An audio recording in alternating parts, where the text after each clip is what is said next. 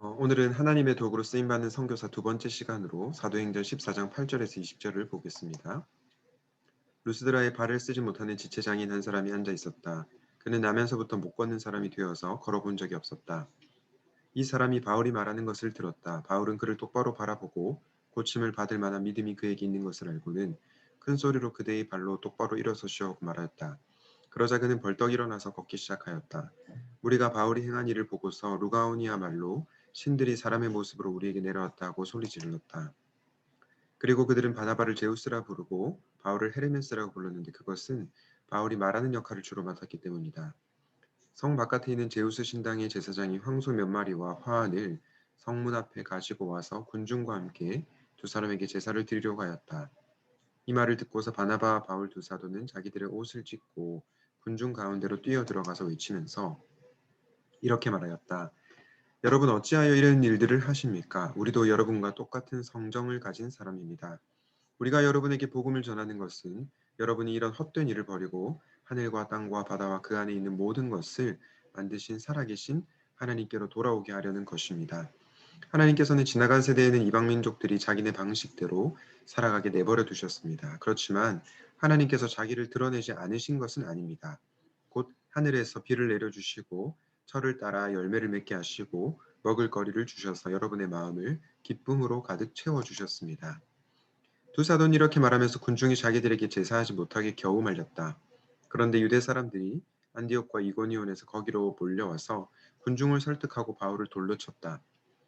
그들은 바울이 죽은 줄 알고 그를 성 밖으로 끌어냈다. 그러나 제자들이 바울을 둘러섰을 때에 그는 일어나서 성 안으로 들어갔다. 이튿날 그는 바나바와 함께 더베로 떠났다. 아멘. 오늘은 하나님은 선교사들로 하여금 저항과 고난을 견디게 하십니다. 주제를 살펴보겠습니다. 여러분, 선교사님의 삶이 결코 쉽지가 않습니다. 어, 그 타국에서 살아간다는 것만으로도 쉽지 않은데 그곳에서 참 어려운 일들이 많이 생기는 거죠. 오늘 본문을 통해서도 그것을 보게 되는데요. 바울이 또 유대인들이 군중들을 설득해서 바울을 돌로 치게 했죠. 정말 쉽지 않은 그러한 삶을 사는 것을 보게 됩니다. 그 내용을 한번 살펴보겠는데요. 어떤 배경에서 이런 일이 있었습니까? 바울이 이제 걷지 못했던 자에게 예수님의 이름으로 이제 걷게 해달라고 이렇게 얘기를 하자 걷기 시작하는 역사가 일어나게 됐죠. 무리들이 그래서 어떻게 생각했냐면 바나바는 제우스 신 그리고 바울은 헤르메스 신이라고 생각했습니다. 바울과 바나바는 이것이 하나님의 전적인 역사로 일어났다고 믿었죠. 그래서 그들에게 자신들은 평범한 인간이고 어, 경배해야 될 한 분은 하나님밖에 없다. 하나님만이 이 천지 만물을 지으신 분이라는 것을 보여주기 시작했습니다. 그리고 나서 이제 일어난 일에 대해서 19절이 말씀하고 있는데요. 방금 제가 말씀드렸지만 유대 사람들이 안디옥과 이고니온에서 거기로 몰려와서 군중을 설득하고 바울을 돌로 쳤죠. 그들은 바울이 죽은 줄 알고 그를 성 밖으로 끌어냈습니다. 여러분 참 정말로 바울의 마음이 어땠을까요? 정말로 쉽지 않았을 것입니다. 복음을 전하고 또한 예수의 이름으로 기적을 일으켰는데 돌로 맞게 되는 그러한 쉽지 않은 일들이 일어나게 된 거죠. 그런데 놀라운 사실은요. 오늘 마지막 구절인 14장 20절에 보면요. 바울이 일어나서 성 안으로 다시 들어갔다. 여러분 왜 바울은 다시 루스드라로 갔을까요? 그 이유는요. 바울은 복음을 위해서 모든 것을 잃을 준비가 되어 있었던 것입니다. 심지어 목숨까지도 말입니다. 그래서 돌에 맞았음에도 불구하고 다시 루스드라로 갔다는 것을 우리가 볼 수 있어야 되겠습니다. 데이비드 플랫이라고 하는 분이 계신데요. 이분이 이렇게 얘기합니다. 그리스도인들은 돈을 더 많이 벌거나 더 안락하게 살거나 세상 사람들 눈에 더 성공적으로 보이기를 바라진 않을 것입니다. 오히려 각 나라와 백성들이 보좌 앞에 엎드려 순종하는 모습을 기뻐하시는 구세주와 영원한 예배에 합당하신 하나님을 노래하고 찬양하게 될 그날을 위해 더 많은 시간을 드리기를 바랄 것입니다. 이게 참 그리스도인들이 바라는 것이라는 거죠.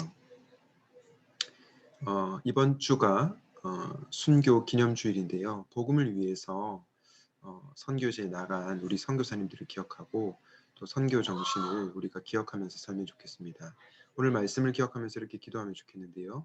복음을 위해 선교지로 떠난 해외 선교사님들의 육체적, 정신적, 영적인 건강을 지켜주십시오. 두 번째로 고난과 핍박 가운데서도 맡겨주신 선교 사명을 잘 감당하는 선교사님들이 되게 하여 주시옵소서. 마지막으로 교회가 보내는 선교사로서의 역할을 부르심을 잊지 않고 파송한 선교사님들을 위해서 기도하는 것을 쉬지 않게 하소서. 이렇게 기도하시겠습니다. 하나님 아버지, 해외에서 우리 대신 선교하고 계시는 선교사님들의 어, 물질적 또 정신적 영적인 필요를 하나님께서 채워주시기를 간절히 기도합니다. 하나님, 해외에서 선교하시는 선교사님들 참 쉽지 않은 환경에 놓여 있지만 하나님께서 맡겨주신 이 사명을 잘 감당하게 하시고 주님의 부르심 온전히 순종하는 선교사님들 다 되게 하여 주시옵소서. 하나님, 우리가 보내는 선교사로서 선교사님들을 위해 기도하기를 원합니다. 이분들을 위해서 동력하는 관계가 되게 하시고 특별히 선교 사역을 위해서 간절히 기도하는 샘물 청년의 공동체가 되게 하여 주시옵소서. 선교의 주인이신 예수님의 이름으로 기도하였습니다. 아멘.